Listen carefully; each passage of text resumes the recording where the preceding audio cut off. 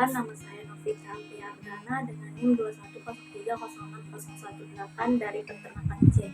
Nah, di sini saya akan menjelaskan tentang traktus orogenital bebek. Ovarium yang berkembang hanya sebelah kiri. Biasanya ovarium terdiri dari 5-6 folikel yang sedang berkembang.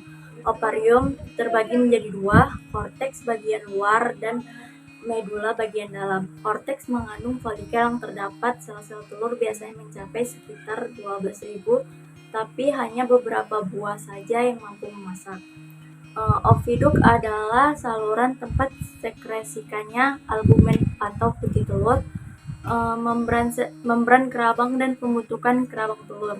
Perkembangan folikel ovarium dirangsang oleh follicle stimulation hormone atau FSH dari kelenjar pituitari anterior. Bagian oviduk yang pertama ada infundibulum. Papilon terbentuk corong seperti dari oviduk yang berfungsi untuk menangkap dan menelan ovum atau yolk yang memasak sehingga akan masuk ke dalam oviduk. Setelah ovulasi, yolk akan jatuh ke dalam kantong ovarium kemudian diambil oleh infundibulum. Kedua ada magnum tersusun dari glandula tubular yang sangat sensibel sintesis dan sekresi putih telur atau albumen terjadi di sini. Yang ketiga ada isthmus bertugas mengkreasikan membran atau selaput telur. Telur berada di sini berkisar 1 jam 15 menit sampai 1,5 jam. Selanjutnya ada bagian uterus. Uterus merupakan glandula kerabang telur. Pada bagian ini terjadi dua fenomena, yaitu dehidrasi putih telur atau plumping, kemudian terbentuk kerabang telur. Nah, terus ada vagina. Selama reproduksi telur, kultikula ditimbun pada kerabang untuk mengisi sebagian pori-pori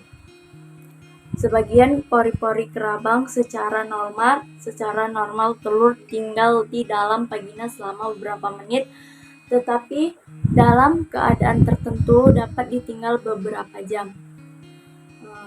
Terus yang terakhir ada kloaka. Kloaka merupakan bagian paling ujung luar induk tempat dikeluarkannya telur.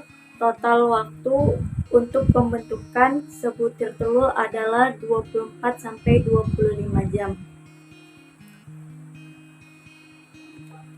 Selanjutnya ada proses terbentuknya telur. Mulanya terbentuknya ovum di dalam ovarium. Ovum yang matang akan dilepas oleh ovarium dan ditangkap infundibulum kuning. Telur berada selama 15-30 menit. Pada persimpangan infundibulum dan magnum terdapat spermatozoa, akan terjadinya pembuahan telur. Maka telur akan menjadi telur fertil. Jika tidak ada spermatozoa, maka telur tidak akan dibuahi, maka telur akan menjadi telur infertil. Lalu selanjutnya kuning telur akan masuk ke bagian magnum dan putih telur akan disekresikan. Ini membutuhkan waktu selama 3 jam. Lalu telur masuk ke isthmus dan dibungkus oleh membran sel. Membutuhkan waktu selama 1,5 jam. Lalu telur akan masuk uterus dan terjadi pembentukan kerabang telur yang membutuhkan waktu selama 18-21 jam. Telur yang terbungkus kerabang lalu masuk ke vagina. Di vagina terjadi kultikula, yaitu penyempurnaan posisi dan pori-pori telur. Setelah itu, telur yang terbungkus kerabang akan keluar melalui kloaka. Proses pembentukan telur membutuhkan waktu 24-25 jam.